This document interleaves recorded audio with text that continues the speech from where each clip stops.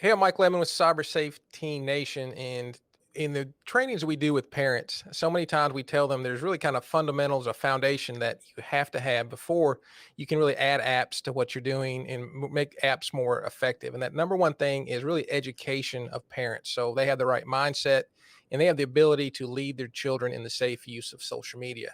Today, we have Mandy Hammond with ScreenStrong, who is a company who's dedicated to educating parents. Miss Mandy, how are you doing today? I'm good. Thanks for having me today. Well, I appreciate you all coming on, and I really like what you all are doing, really helping parents be educated to make the smarter decisions in what they do. Can you kind of give our audience a little background of what you are, or why you're really passionate about this, and how you got connected with Screen Strong? Yeah, absolutely. So I always say I'm just a mom with a screen story.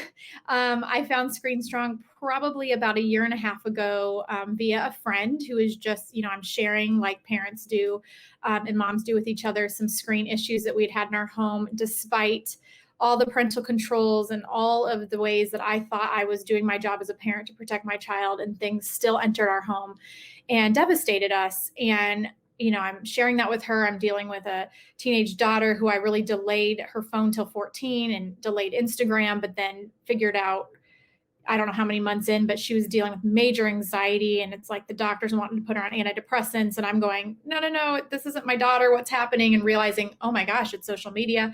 So, we just were just this normal average family that I would say had tried to educate ourselves and do the best we could. But really, at the end of the day, it was really exhausting with trying to monitor all the things and check the phone every night and just make sure everybody was minding their P's and Q's, and nobody was getting exposed to something or whatever, but it still happened. And that was a big thing for us. So in my gut, I knew that things needed to change. My friend told me about ScreenStrong. Hey, you got to check out this nonprofit. They're really educating parents on this stuff. So when I met the founder on a fluke trip to Charlotte, North Carolina, which is where she is located, I had coffee with her and she changed my life that day. She handed me her books, the Screen Strong Solution, and she'd written a couple other ones about gaming and smartphones. And I came back from that trip and I told my husband, I'm done with tech companies experimenting on my kids' brains, and I'm going to experiment Hmm. the other way, and we're going to take them away. So our kids at the time were, let's see, 16, 14, and 11. And I will also say this was right before quarantine hit. So it was the prime time to do this, let me tell you. Yes. No, they were not thrilled. But now, a year and a half later, I will tell you, we got our kids back. My kids are thriving. I'm so proud of them. And now I work for ScreenStrong as their marketing director. And I'm just so excited to keep this mission going, because we're a product of it, of taking the screens back that we gave them. And it was really hard, but it was worth it. So Screen Strong isn't anti-technology, correct? Can you kind of give this the mission of Screen Strong? I'll get that right here in a second. Screen is a tongue twister for me. Screen Strong, and really say how things have kind of changed through the years that it's kind of started. Yeah, absolutely. That's a great question. Basically, our mission is to educate parents on the brain science behind like the actual scans and research and all that's out there now and is readily available to most of us now, to say, hey, this is what the screens have done to our kids' brains over the last decade or two. So we do that. So we talk about delaying the toxic entertainment technology until the brain is developed. Most of us got our smartphones when we were adults. Our brains were fully developed. We'd had many years of upbringing and childhood to develop our brains, hopefully in a healthy way, so that we can make decent decisions when we're on our phone. But a teenager's brain, or even worse, the average age people are getting smartphones is age 10. So a 10-year-old's brain for sure is not developed. So they're not able to um, make the good decisions we expect them to make.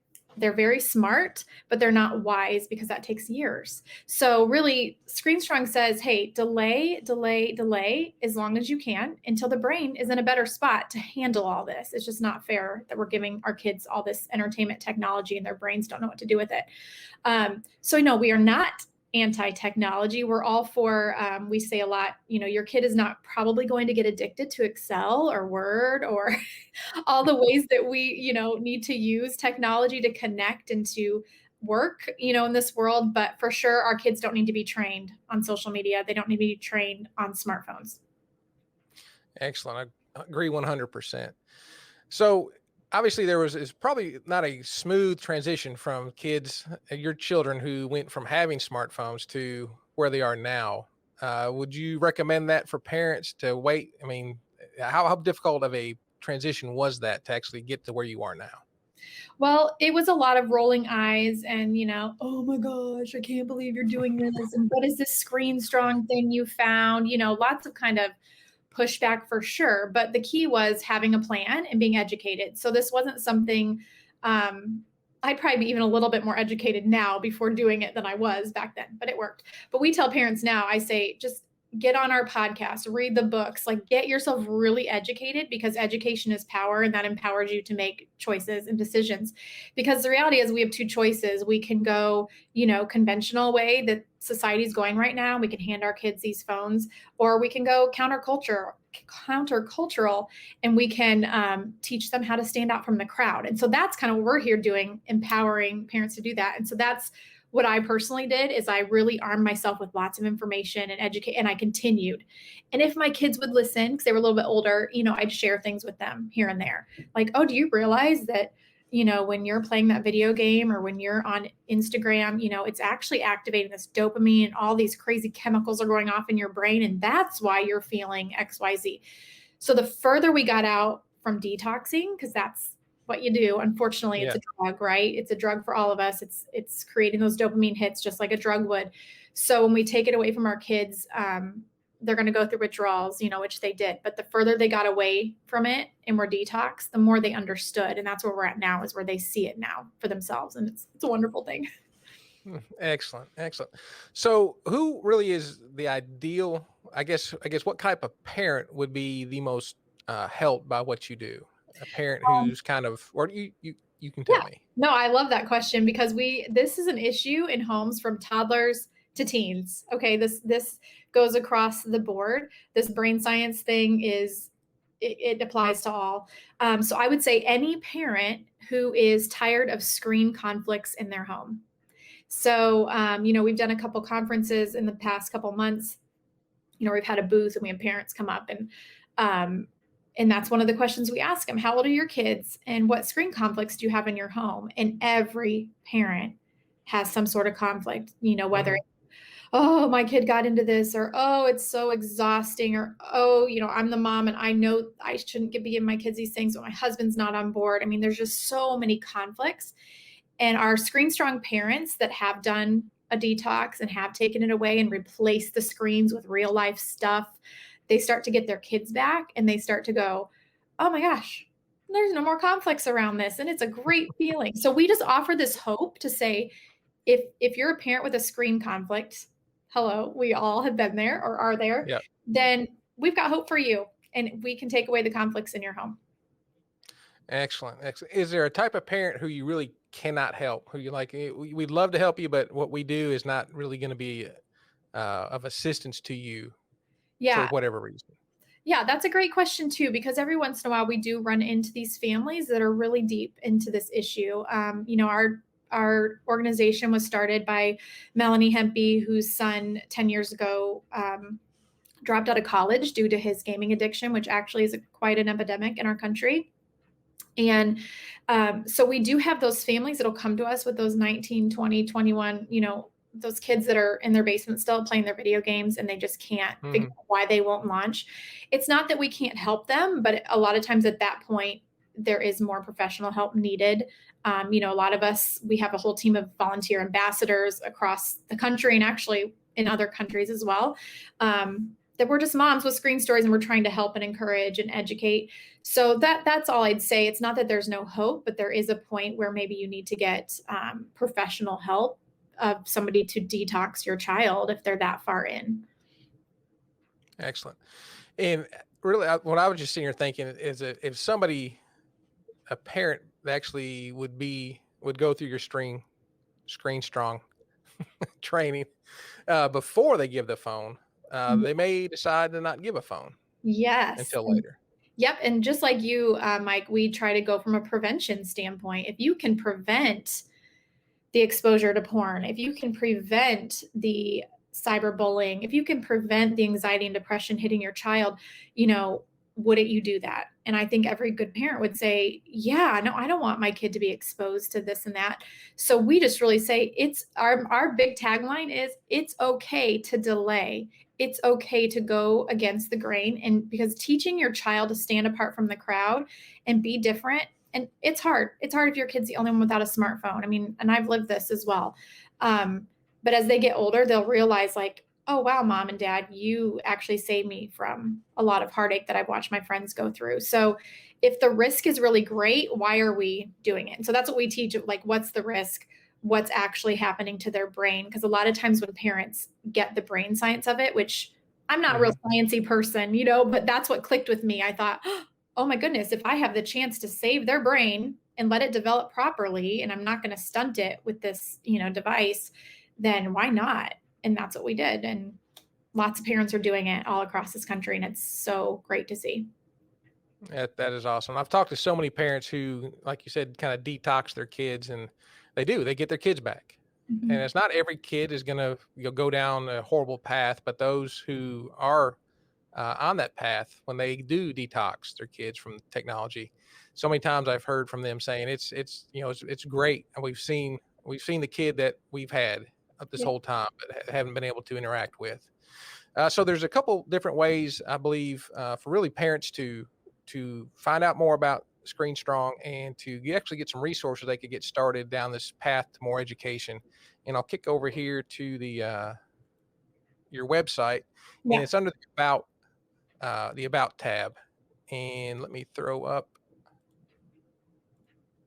It's Screen Strong. You got a tongue twister there. ScreenStrong.com. And in here, there's a couple different. Let me see if I can enlarge that. Oop, click on here first. A bit Yeah, we have better. so many great free resources for parents. I mean, it's just you can find everything. We've got a stats page under resources. It's not on this one, but like if you're like, where's the proof in all this? We've got that. We've got all the links to all the studies, and it's a great resource. So the first one here is the Kids Brain and Screens 101. Yep. Can you tell me a little bit about that? Sure. And when we go in to speak places, this is the presentation we give. So really, if you want just free access to it, and this is a great little module you can go through real easily. You can take your kids through it.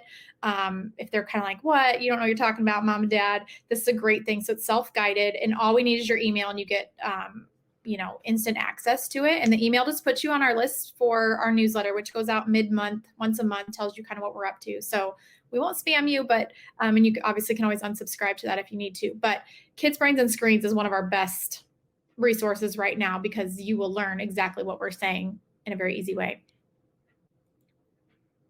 Awesome. And then the next one there is the podcast. What's Yeah. what's on the podcast? So our podcast has really grown. With COVID, we had to stop traveling and speaking, like a lot of us. And so you're going to find all sorts of great things on here, from experts to researchers to authors to parents. Some of our volunteer ambassadors are on here. You've got podcasts geared towards, toddlers, or that first, 1 through 7 age. You've got ones for teenagers. I mean, you're going to find everything on here. We even have a few teenagers on here being interviewed that have detoxed and that are now living a screen strong life. And it's super cool because you can let your teenager listen to it. So that's going to be your best if you like to listen and multitask while you're doing things. Just plug into the podcast. You're going to learn so much.